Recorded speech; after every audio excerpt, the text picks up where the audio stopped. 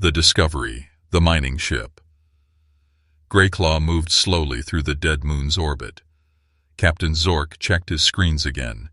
This moon was supposed to be empty, but his scanners showed something metal deep under the surface. "Take us down," Zork told his pilot. His three eyes blinked with worry. The Galactic Council paid good money for rare metals. But something felt wrong about this place. The ship landed on gray dust. No wind, no sound, just silence that seemed too old, too heavy. Zork's crew of 6 aliens put on their suits. They were different races, some with scales, some with fur, some with shells, but they all felt the same fear. "Boss, this gives me the creeps," said Vex, the youngest crew member.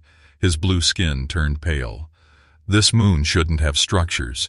It's been dead for millions of years." They walked toward the signal. Their boots left deep prints in the dust. After 10 minutes they found it, a door, made of metal that looked simple but felt impossible.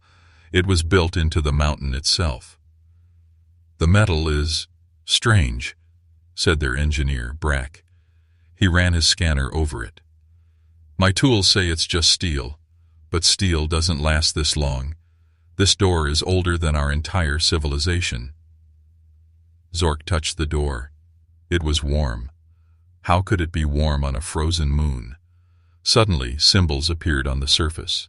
Not any language he knew, but somehow looking at them made his brain itch. "Should we leave?" Vex asked. His voice shook. "No, we open it," Zork decided. They needed money. The council would pay extra for ancient technology. The door opened without sound. Inside, lights turned on automatically. Clean white lights that hurt their eyes. The walls were smooth. Perfect. Too perfect. They walked down a long hallway. Their footsteps echoed like drums. They entered a large room. Screens covered every wall. In the center sat a single chair. A strange chair. Tall for most races. Built for something with only 2 legs. "What kind of creature would sit like that?" Brack whispered. Zork approached the chair. As he got close, everything activated. The screens lit up. The air hummed with power. A figure appeared. A hologram. The crew jumped back in fear. The figure stood on 2 legs. No tail for balance. Skin without scales or fur. Small eyes, only 2 of them, facing forward like a predator. It wore simple cloth, not armor, but it stood like it owned the universe. The figure spoke. The language was unknown, but the computers translated. The voice filled the room. "If you are watching this, then the time has come. We are the ones you call ancients. We are the ones you call myths. We have a name you forgot. We are humans.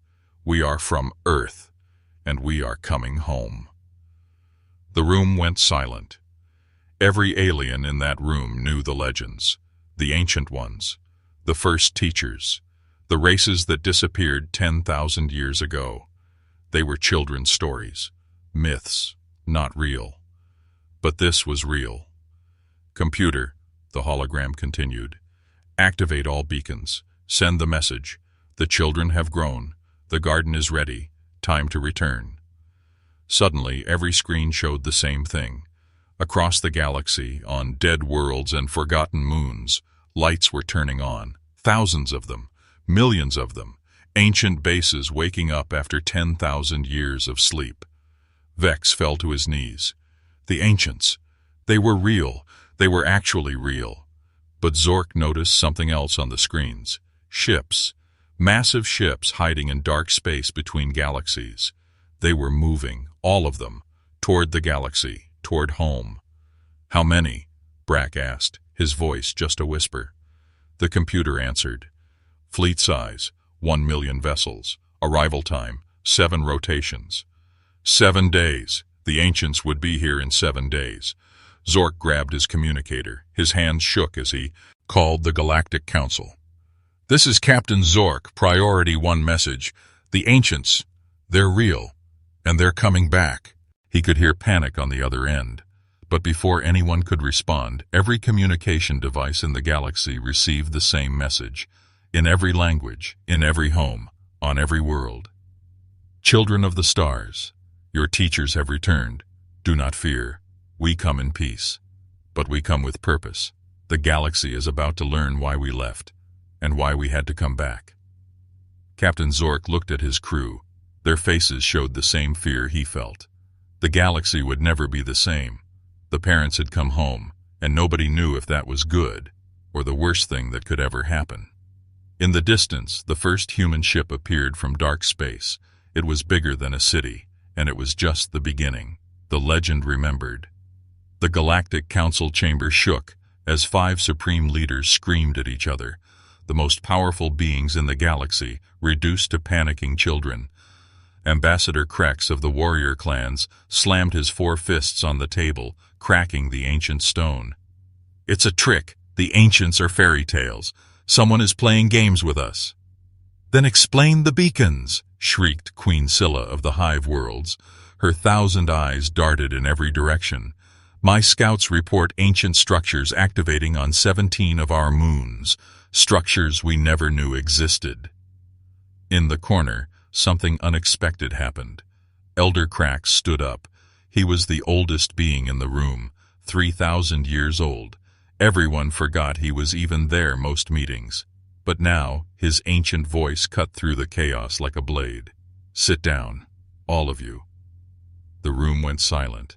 Nobody had heard Krax speak in 50 years. "You want to know about the ancients?" Krax's mechanical breathing filled the silence.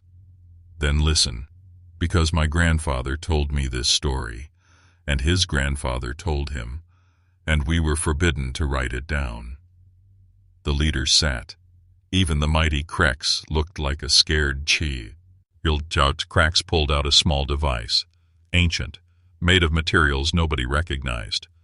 This belonged to them, the humans. Yes, that was their name. Humans from a world called Earth. "Impossible," whispered the crystal mind of Sector 7. "That's just a legend." "Is it?" Krax activated the device. A star map appeared, but wrong, all wrong.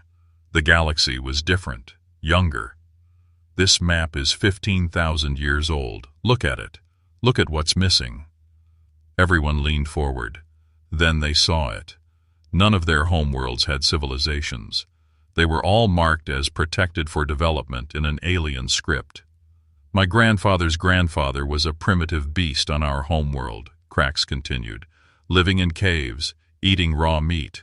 Then they came, the humans, walking on 2 legs like broken things, but their minds were fire itself." He showed them another image. Humans teaching young races, building first cities, sharing medicine, creating written language. They taught us everything: how to speak, how to build, how to reach the stars. They were parents to newborn children, and we grew strong under their watch. "Then why did they leave?" Queen Scylla's voice trembled. Krax's 3 hearts beat faster. "That's the forbidden part, the part we swore never to speak." He looked at each leader.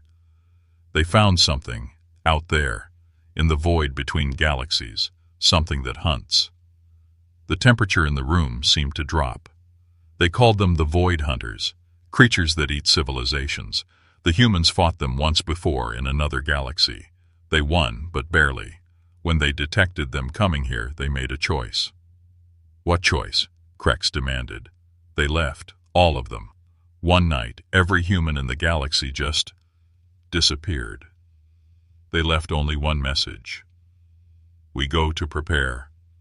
When the stars align, when you are ready, we will return." Suddenly, every screen in the chamber activated. A human face appeared. Not a hologram, a live transmission. The face was female, with features that seemed soft, but eyes that had seen eternity. "Leaders of the Galactic Council," she spoke. Her voice was warm but carried impossible authority. "I am Admiral Sarah Chen of the United Earth Fleet. We have been watching, we have been waiting, and we have been building."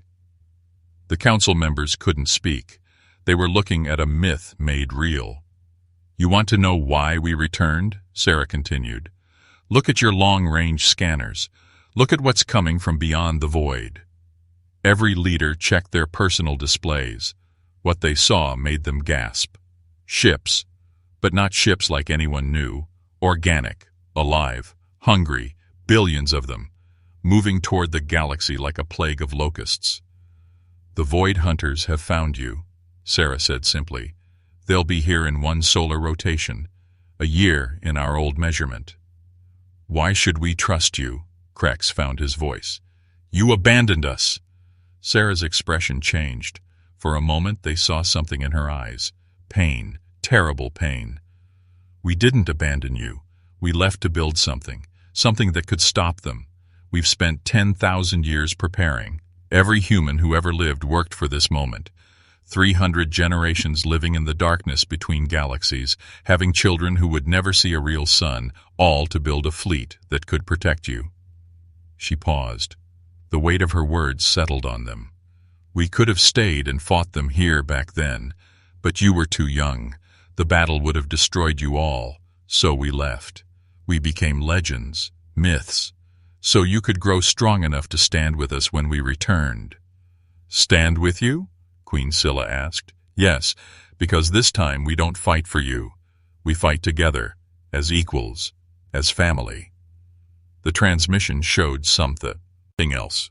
The human fleet, not just warships. Cities in space, farms, schools, hospitals, an entire civilization that had lived in the void, preparing, waiting. "We are 5 hours from the Council Station," Sarah announced. "We're bringing everyone, all 7 billion humans, because this is our galaxy too, and we're ready to defend it." Elder Crack stood up straighter than he had in centuries. "The parents have come home," he said, "and they're ready for war." But then Sarah said something that made everyone freeze. "There's something else, something we discovered in the void. The Void Hunters aren't just hunting randomly, they're running from something worse, and it's following them here." The transmission ended. The council sat in stunned silence. The ancients had returned, but they brought news of not one enemy, but 2.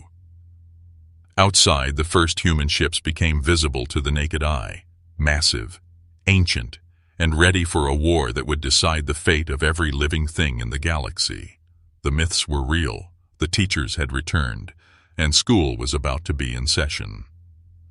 First contact. Admiral Sarah Chen stood alone on the observation deck, watching the Galactic Council Station grow larger. 7 billion humans waited behind her in 10,000 ships. 7 billion souls who had never seen an alien face except in ancient recordings. Her hands were steady, but her heart carried the weight of 10,000 years. "Admiral," her lieutenant's voice crackled through the comm. "The aliens are. They're aiming every weapon they have at us." Sarah smiled, a sad, tired smile. "Let them. We didn't come this far to die from fear." The Earth's promise, humanity's flagship, was a contradiction. It looked ancient, held together by hope and stubborn engineering. But inside it hummed with power that bent reality itself. Tech developed in the screaming void between galaxies, where physics went to die.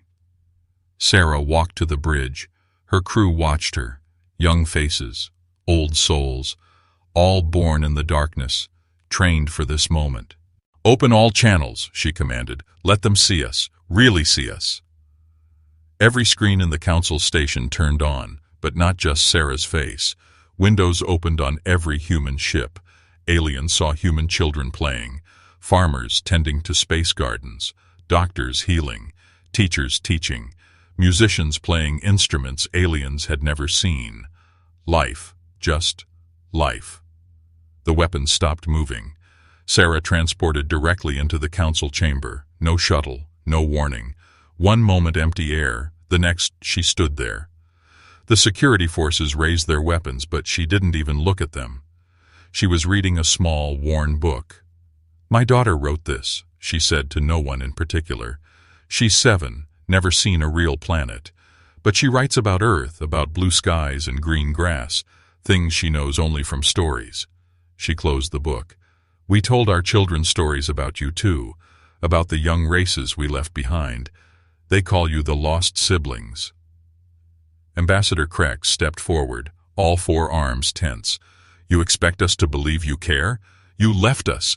You return with a fleet that could destroy us all. Yes, Sarah said simply. We could, in about 3 minutes, actually. The room went cold. But, she continued, walking to the great window, we've had 10,000 years to become conquerors. If we wanted your galaxy, we would have taken it long ago. She touched the glass. Do you know what we did instead? Nobody answered. We had a civil war. The aliens exchanged glances. This wasn't what they expected. Half of humanity wanted to return immediately, to protect you. The other half said you needed to grow on your own. The war lasted 300 years. Fathers fought sons. Mothers fought daughters. We nearly destroyed ourselves arguing about you. She turned back to them. The side that wanted to wait won, barely. We lost 2 billion people in that war, 2 billion who should. Mans died because we couldn't agree on how best to protect races we'd never see again. Queen Scylla's 1,000 eyes narrowed. Why tell us this? Because you need to understand. We're not gods. We're not perfect teachers. We're just older and tired, and we've seen what's coming. Sarah waved her hand. The room transformed into a holographic space. They were standing in the void between galaxies. In the distance, something moved, something vast, something wrong. The Void Hunters, Sarah said. We've fought them for 10,000 years. Small skirmishes, probing attacks. We've learned their language, their purpose. The image zoomed in. The Void Hunters weren't ships. They were creatures, living beings the size of moons, with tentacles that could crack planets. They're not evil, Sarah explained. They're farmers. What? Krex stepped back. They seed galaxies with life, wait for civilizations to grow, then harvest them for food. Your galaxy is ripe, ready for harvest. The image changed, showed the Void Hunters attacking a world. Cities dissolved, billions consumed in minutes. But then something else appeared, ships made of light, beings of pure energy. And behind them, Sarah whispered, come the shepherds, the ones who created the Void Hunters. They're angry we've been killing their livestock. Elder Krax spoke for the first time. How do we fight gods? Sarah laughed. Not a happy laugh. A sound 10,000 years in the making. You don't. But we learned something. The shepherds have rules, laws they cannot break. And one of those laws is this. They cannot harvest a united galaxy. United? Queen Scylla clicked her mandibles. Our races have been at war for centuries. Yes, and that's why we're here. Not to conquer, not to rule, but to do what we did before, teach. She pulled out a small device, pressed it. Suddenly, every alien in the room could feel it. A presence, not in their heads, in their souls. The combined consciousness of 7 billion humans linked together. We call it the unity, Sarah explained. Every human connected, sharing thoughts, dreams, knowledge. We developed it to survive the void. No one alone, ever. The sensation ended. The aliens gasped. We're going to teach you to do this. All races together, not losing yourselves, but finding each other. And if we refuse? Krex challenged. Sarah's expression hardened. For the first time, they saw the warrior she was. Then you'll face the Void Hunters alone, and after you're consumed, we'll face the shepherds alone. And we'll probably die, but we'll die knowing we tried. Suddenly, alarms screamed. Every warning system activated at once. Admiral! Her lieutenant's voice was panicked. Void Hunter scouts, they're here, 3 months early. Sarah didn't move. Where? Sector 7, the mining colonies. 20 billion aliens lived in Sector 7. Sarah looked at the council. So, first lesson begins now. You have 30 seconds to decide. Fight together or die alone. Through the windows they could see human ships already moving, not away from danger, toward it, toward 20 billion aliens they'd never met. Krex grabbed his communication device. His 4 hands shook. All warrior clan ships, Follow the humans. Queen Scylla was next. Hive fleet, engage alongside Earth forces. One by one, each leader gave the same command. Sarah smiled. This time, a real smile. Class is in session. She transported back to her ship. The first battle for the galaxy's soul was about to begin. And for the first time in 10,000 years, humanity wouldn't fight alone. In the distance, Sector 7 started screaming. The truth unveiled. Sector 7 was dying. Sarah Chen stood on her bridge, watching 20 billion lives flicker on her screens like candles in a hurricane. The Void Hunter scouts, just 3 of them, were turning entire planets into graveyards. Each creature was the size of Earth's moon, with tentacles that phase-shifted through reality itself. "Admiral, the warrior clans are breaking formation," Lieutenant Torres reported. "They're running." "No," Sarah said quietly. "They're not running. They're about to learn why humans are really here." She activated the Unity. 7 billion human minds touched hers. In that instant, she wasn't Sarah Chen. She was humanity itself. Show them the memory. Every screen in every allied ship changed, not to tactical displays, to Earth, the real Earth, 10,000 years ago. The aliens watched, frozen, as the past unfolded. Earth, green and blue and perfect, but dying, not from war or pollution, from something else. The sun flickered. Space itself was wrong. Reality was breaking. A young human scientist stood before the United Nations. His name was Marcus Chen, Sarah's ancestor. "They're coming," Marcus said. "The Void Hunters. But that's not the worst part. We've decoded their genetic memories. They're not the first harvest. They've done this millions of times, across millions of galaxies." The image shifted, showed the universe itself, galaxies like lights in the dark. But one by one they went out, consumed. "Every 60 million years," Marcus continued, "they harvest everything, then move on. But we found something else. Someone fought back once, left a message in the quantum foam itself. The message appeared, not in words, in pure mathematics. The aliens watching couldn't understand it, but they felt it. A warning, a plea, and instructions. "The only way to stop them," Marcus said, "is to become something new, not human, not alien, something more." Back in the present, Sarah opened her eyes. "We didn't leave to build weapons. We left to evolve." Through the view screen, they watched the human ships approaching the Void Hunters. The ships looked old, broken, but then they started to change, met. All flowed like water. Energy became solid. The ships weren't machines. They were alive. "What are you?" Krex whispered over the comm. "We're what 10,000 years of directed evolution creates," Sarah replied. "Every human child born in the void was changed, improved, not through technology, through will itself." She stood up from her chair. Her form flickered. For a moment, the aliens saw her true shape. Not quite human anymore. Something between flesh and light. "But here's the real truth. We can't do it alone. The transformation isn't complete. We need you." "Need us for what?" Queen Scylla's voice shook. "To become one species. All of us. Together."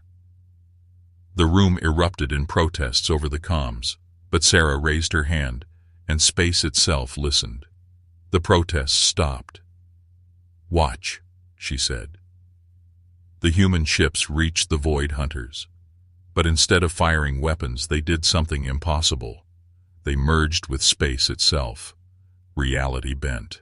The Void Hunters, creatures that had consumed galaxies, screamed. Not in pain, in fear. The humans weren't fighting them. They were changing them, rewriting their genetic code with thought alone. The massive creatures began to shrink, transform. Their hunger disappeared. They became something else, something beautiful. "We learned this in the Void," Sarah explained. "The Void Hunters aren't enemies. They're prisoners. The shepherds programmed them to hunger, to harvest. They've been screaming for millions of years, unable to stop eating." She showed them another memory. A human ship finding a dying void hunter in the darkness. Instead of killing it, the humans tried to help, to heal, and in its last moments, the creature had shared its memories, millions of years of unwanted hunger, of horror at what it was forced to do. Every void hunter was once like us, Sarah said, a species that fought back. So the shepherds transformed them into weapons, tools for the harvest. Elder Crax's ancient voice broke the silence. You're saying we could become like them? If we fed. The shepherds divided, yes, but united. Sarah smiled.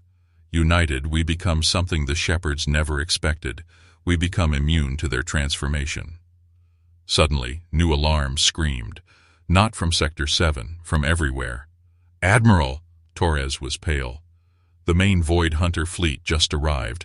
All of them, billions of creatures, and behind them... Sarah didn't need him to finish. She could feel them.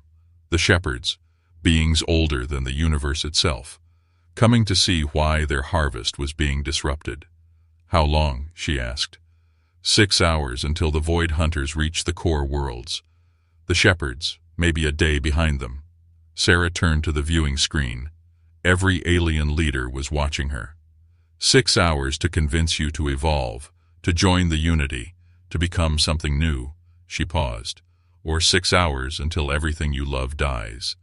But then something unexpected happened. A small voice spoke over the comms. A child, an alien child from Sector 7. My mommy is gone, the child said. The monsters took her, but I can feel something. In my head, the humans, they're singing. They say mommy isn't gone, she's just changed. Is that true? Sarah's composure finally broke. Tears ran down her face. Yes, little one, your mother isn't gone. She's part of something bigger now. And if you're brave, if you're all brave, you can join her. How? Sarah looked at every leader, every ship, every frightened soul watching. Stop being many. Become one. Let us show you the final truth. The truth we discovered in 10,000 years of darkness. She opened her mind completely. Not just to her fellow humans, but to every alien watching. For one moment they all felt it. The unity. 7 billion souls thinking as one. The pain of isolation gone. The fear of death meaningless. Love multiplied by billions. And in that unity, they saw the truth. The real truth. Humans hadn't. Spent 10,000 years becoming weapons. They'd spent 10,000 years learning to love species they'd never meet, practicing compassion for beings they'd never see, preparing to die for people who might reject them. This is what we offer, Sarah said. Not conquest, not survival, but transcendence. Together. The Void Hunter fleet grew closer, billions of hungry mouths ready to feed. Decide now, Sarah commanded. Die as many, or live as one. One by one, the alien ships began to move, not away from Earth's fleet, toward it. The transformation of the galaxy was about to begin. The test of faith, the unity, broke. 7 billion human minds screamed as one, then shattered into pieces. Sarah Chen collapsed on her bridge, blood running from her eyes.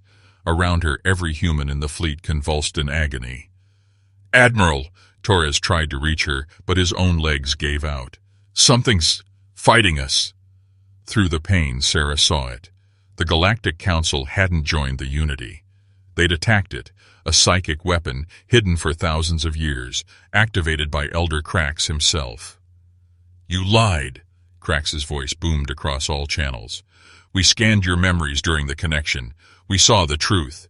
You didn't evolve by choice. You were infected. The Void Hunter's disease is in you. Sarah struggled to stand. Her vision blurred between human sight and something else, something vast. Crax, you don't understand. We understand enough, Ambassador Crax roared.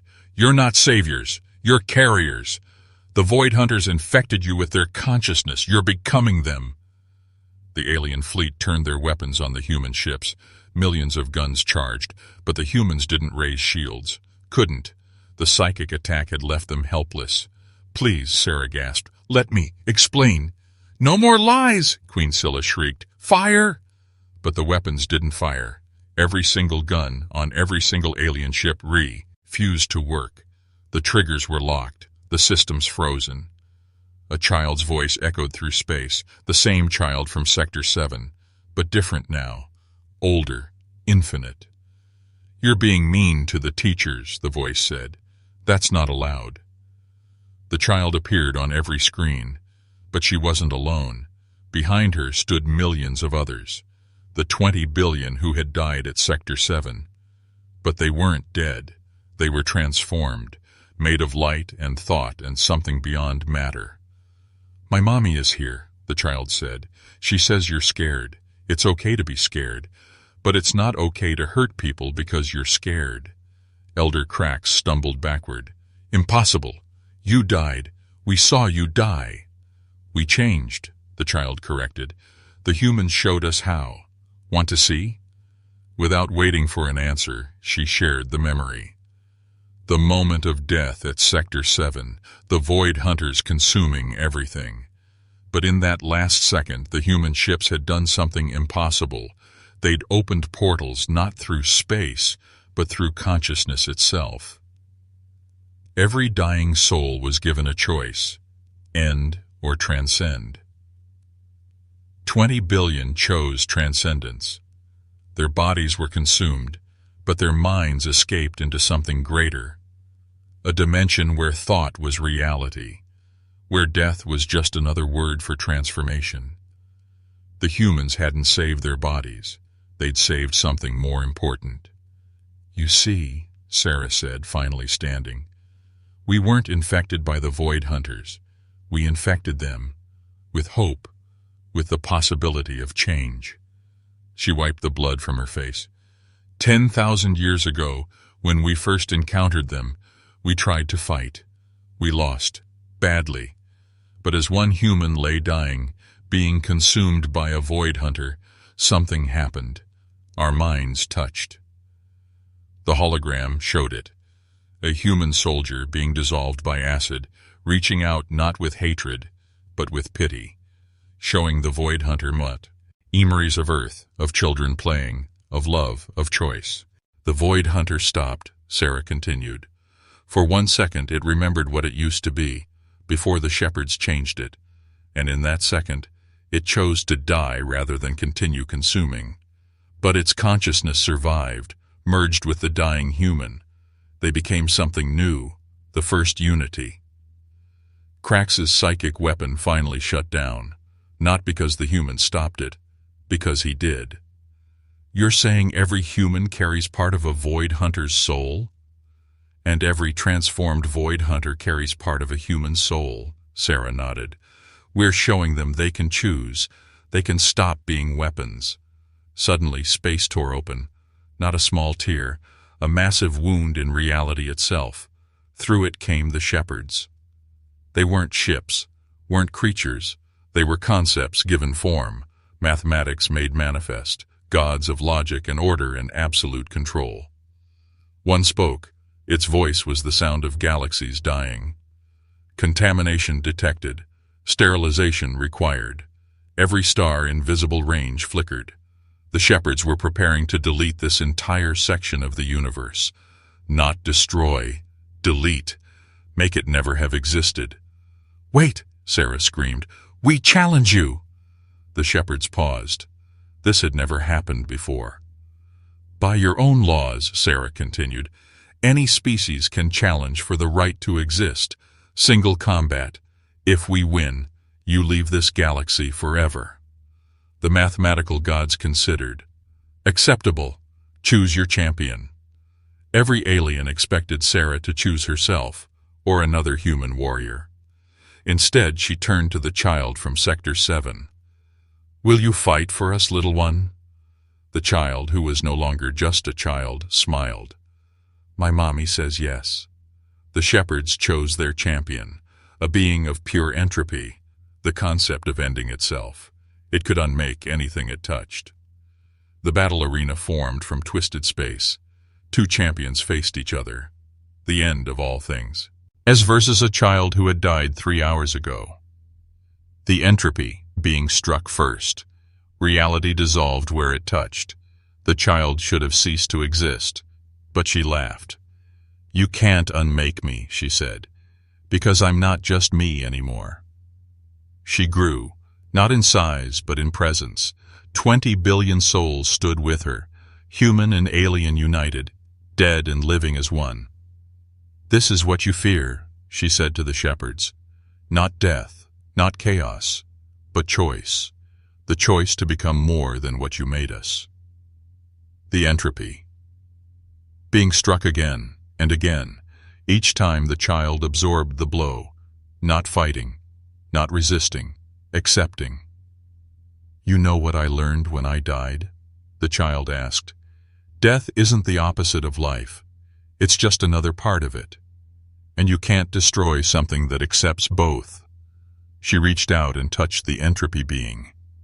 It screamed, not in pain, in revelation. For the first time in eternity, it felt something other than the need to destroy. It felt curiosity. "What am I?" it asked. "Whatever you choose to be," the child replied. The arena shattered. The shepherds reeled. Their champion hadn't been destroyed, it had been freed, and it was asking questions they couldn't answer. "Impossible! Order must be maintained." "No," Sarah said, stepping forward. "Order must evolve, just like everything else." She offered her hand to the alien leaders. "Last chance. Unite with us. Show them that chaos and order can coexist, that harvest and growth can happen together, that death and life are partners, not enemies." Krex was the first to take her hand, then Scylla, then Krax. One by one, every alien consciousness joined the unity, not absorbed, not controlled, connected. The shepherds watched their perfect system collapse. Their void hunters were transforming, becoming gardeners instead of harvesters. Their concept of order was questioning itself. Their victims were becoming something beyond their comprehension. "What are you?" they demanded. 7 billion humans, trillions of aliens, and 20 billion transcended souls answered as one. "We are the children who grew up, the students who became teachers, the harvest that chose to plant seeds instead. We are the unity, and we are no longer afraid of you." The shepherds faced a choice they'd never had before: fight and possibly lose, or learn.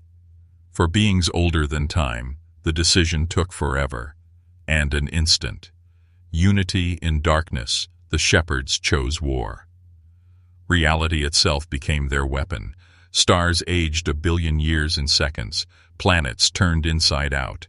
The laws of physics became suggestions, then lies, then weapons aimed at every living thing. Sarah Chen watched 300 human ships simply stop existing. Not destroyed, never were. Their crew's children were never born. Their parents never met. The timeline itself was being eaten backward. "Unity is breaking!" Torres screamed, blood pouring from his ears. "We're losing people who haven't even died yet." The child from Sector 7, now called Echo by the humans, stood at the center of their formation. 20 billion souls swirled around her like a galaxy of consciousness, but even she was struggling. "They're unmaking the past," she whispered. "If we never existed, we can't fight them now." Elder Krax laughed bitterly. "So this is how it ends. Not in battle, but in never having been at all." "No," Sarah said quietly. "There's one option left." She turned to her crew, her family. "Open the vault." Every human on the bridge went white. "Admiral?" Torres stepped forward. "The vault is—" "We swore never to—" "I know what we swore." Sarah's voice broke. "But if we don't, everything dies, even the memory of living." Deep in the human flagship, seals that had been closed for 10,000 years began to break. Warnings in 100 languages screamed, but the vault opened. Inside was a single container. Small, enough to hold in one hand, containing something that shouldn't exist. A shepherd, a young one, a child of the gods themselves. The aliens recoiled. You captured one of them? We didn't capture it, Sarah said softly. We raised it. The memory flooded through the Unity. 9,000 years ago, a human exploration ship in the deepest void found something impossible. A shepherd egg, abandoned, left to die in the darkness between realities. The humans should have destroyed it. Instead, Captain Maria Santos made a choice that changed everything. She became its mother. For 1,000 years, humans raised the infant shepherd, taught it not just logic and order, but play, laughter, love. The young god learned to cry when sad, smile when happy. It gave itself a name, hope. But as hope grew, it began to remember what it was. The call of its kind grew stronger, the need for order, for control, for harvest. On its 1,000th birthday, hope made a choice. It sealed itself in the vault, leaving only one message. When my kind comes to destroy you, wake me. I will remember who I chose to be. The vault shattered. Hope emerged. It had grown in sleep, no longer child-sized but vast, made of living mathematics and impossible light. The other shepherds stopped their attack, shocked. Abomination, they said in unison. You are corrupted. I am evolved, Hope replied. Its voice was thunder made of equations.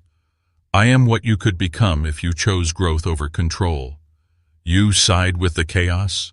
I side with choice.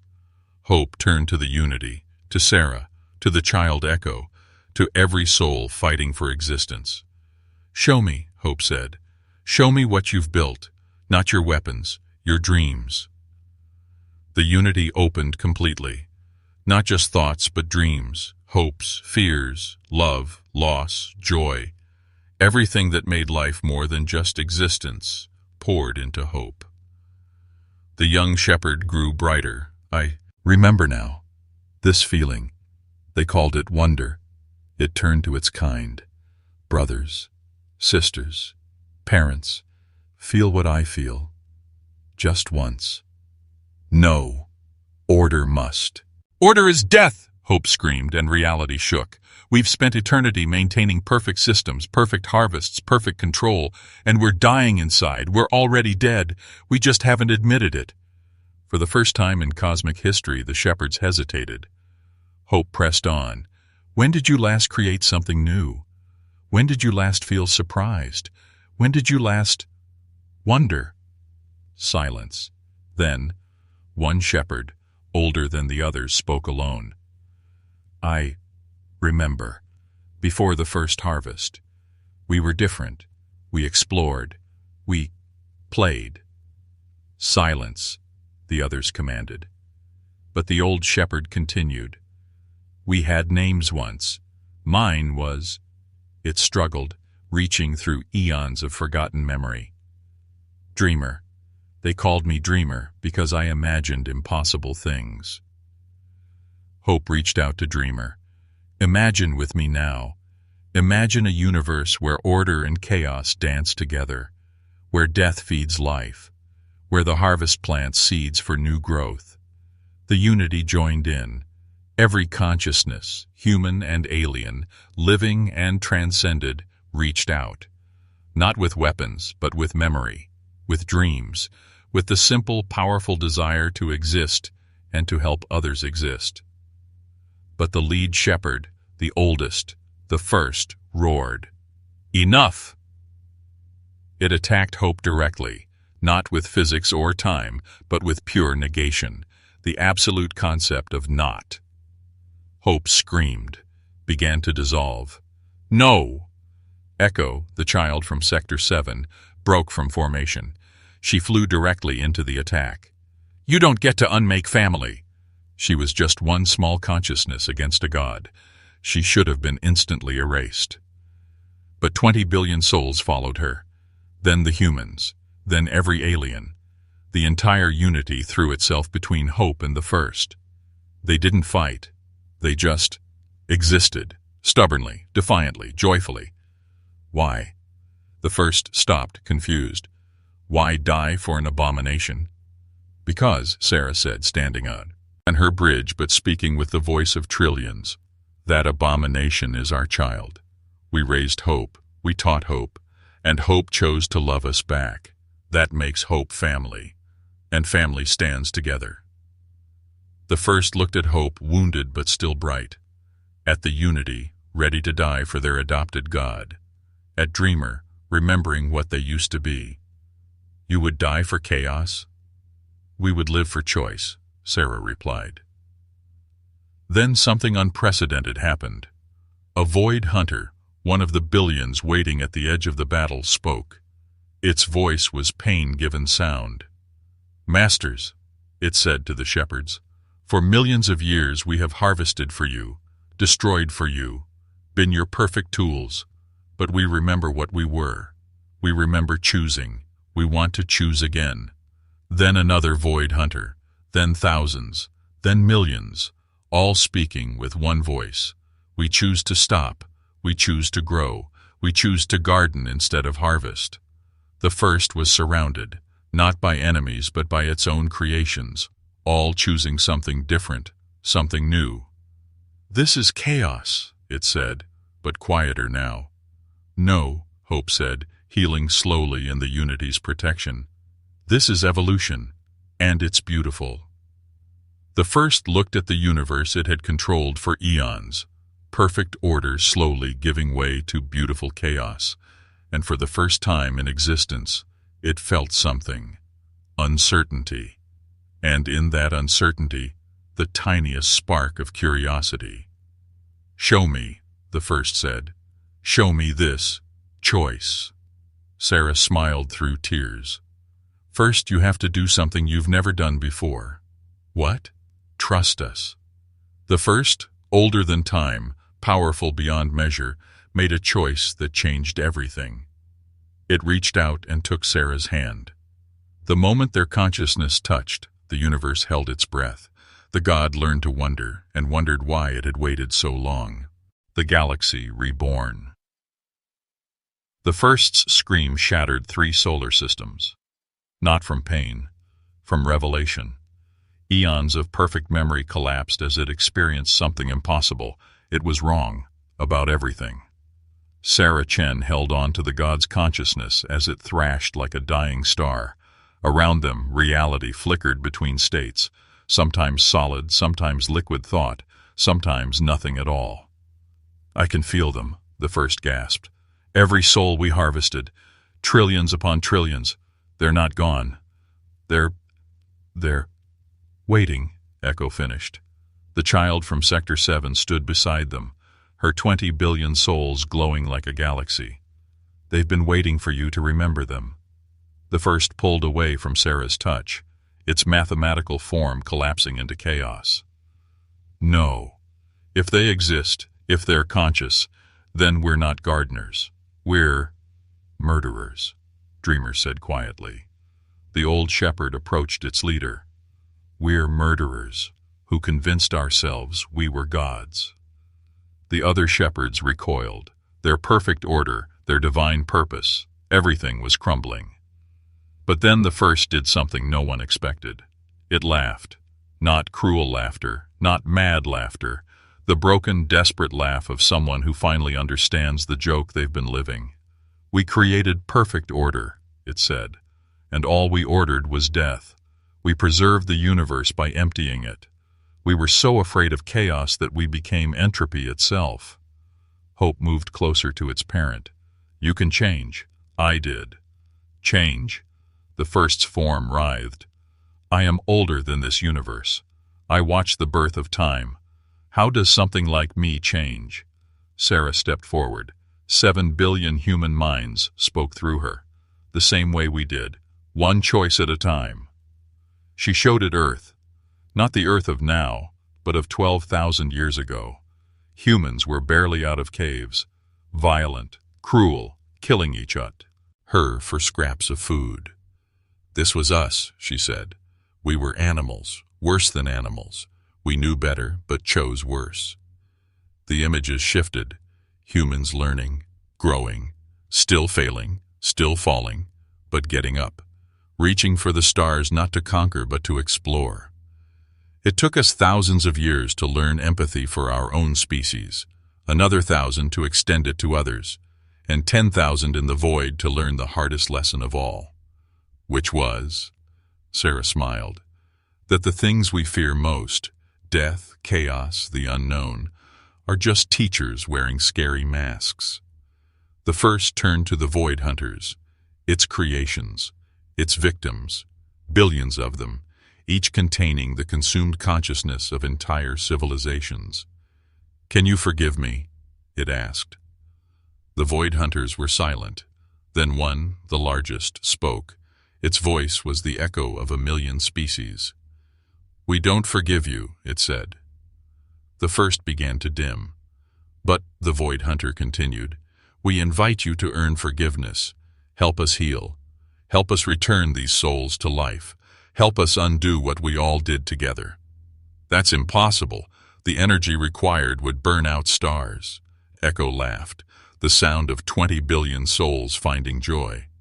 "You're thinking like a god. Think like a parent instead." She showed them Sector 7. The planets were dead, but beneath the surface, in quantum spaces between molecules, patterns waited. The quantum signatures of every living thing, preserved in the moment of consumption. "You didn't destroy them," Echo explained. "You stored them, like seeds. They're all here waiting to grow again." The first examined the patterns, trillions of them, across millions of consumed galaxies, all waiting. To restore them would take everything, it calculated. Every shepherd would have to give up their power, become mortal, become like us, Hope said. Become like the beings you harvested, live finite lives, experience death. The shepherds collectively recoiled, but the first stood straighter, or what passed for standing in its mathematical form.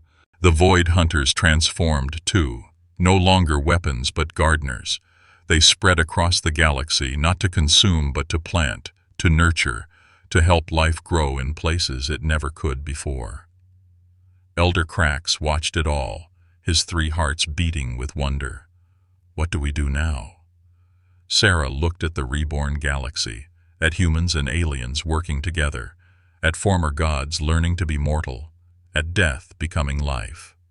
"Now," she smiled, "now we do the hardest thing of all. We live together,